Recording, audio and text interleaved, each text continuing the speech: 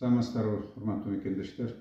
Мына жакында биздин премьер-министр Акылбек Жапаров Россиянын премьер-министри Мишустин менен жолугуп келген.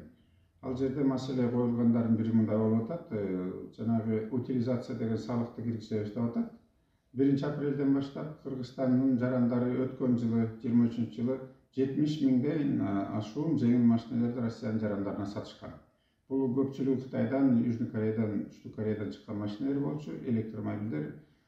Себеби биз бир бажы уюмунда болгонубуз менен биздин салык бажы төлөмдөр Россияныкынан төмөн. Мисалы НДС аларда 20% болсо, бизде 12%.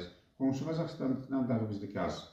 Анан алардын өкмөтү мындай маселе койгонго туура, өзүнүн укугу бар. Ошол эле маалда биз дагы эгемендүү өзүнчө мамлекет болгондон кийин өзүбүздүн ички сырткы саясатты, экономикалык саясатты өзүбүз чечкенде акыбыз бар. Анан эми алардын эле каалоосуна жетеленбей, алардыкы бир бажы уюму болгондон кийин алымдар бир болсун дегенне биз аларга баш ийгенибиз бул туура эмес деп эсептейм. Себеби биринчиден Россиянын айлыктары менен пенсия пособиялары Кыргызстандыкынан жогору, алардын өндүрүшү да Кыргызстандыкынан жогору. Бул баарыбызга далил. Ошол эле маалда бизде адам укугундагы тебелешибиз керек. Салык толуп атканына мен сүйүнөм. Мамлекетте пенсия пособиялар көбөйүп атат, курулуштар жүрүп атат, чакан аэропорттор курулуп атат, мамлекеттик мекемелер, мектептер, бала бакча, ал турган менен өкмөттүн жаңы үйү да курулуп атат. Бул өтө маанилүү, керек. Ошол эле маалда мамлекеттин, элдин байлыгын талап тоногондор, жегендер да кустуризация болуп атат. Бүгүнкү күндө уланып атат. Мен да муну колдойт элем.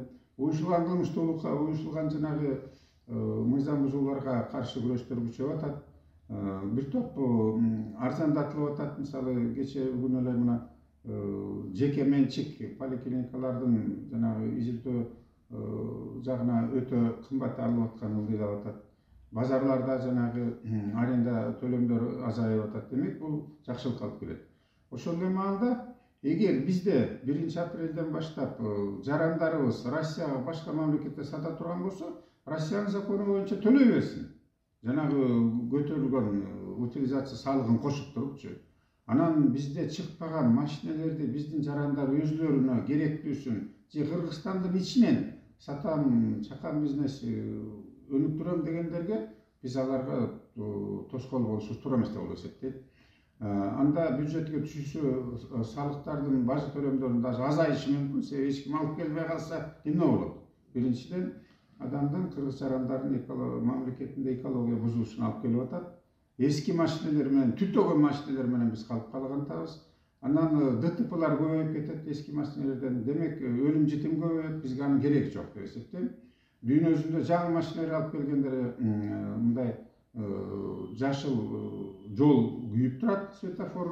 Биз дагы ошол саясат менен барышыбыз керек. 18-жылдан берки жаңы машинелерге салык төлөмдөрү башкача түрдө экени мага маалым. Ошол эле маалда биздин жарандарга, өзүбүздүн колдоно турган кишилерге күнү-түнү иштеп жүрүп таап мына машина алайын десе, эмне үчүн биз тоскоолдук кылыш керек? Кээ бири мисалы Audi алат, Volkswagen алат, Ford алат, Toyota алат, Lexus алат дегендейчи, өзүбүздө чыкпаса. Мына сүйүнө турган маселе, президентибиз дагы мына Кытай менен барып келишим түзүп келди эле. Кытайдын машинеси Кыргызстанда чыккан атат, Өзбекстандын машинеси чыккан атат. Бирок ал бир типтеги машинелер. Башка түрдөгү машинелерге каалоосу болсо, тыйыны болсо, мамлекетке эч кандай салык төлөмдөр карыз эмес болсо, алып келгенге биз тыюу салганыбыз туура эмес. Бул саясат азыр өкмөттө, Минэкономикада бул маселе талкууланып атканы мага маалым. Ошон үчүн өкмөткө кайрылар элем. Артык кылам деп тыртык кылып калбайлык.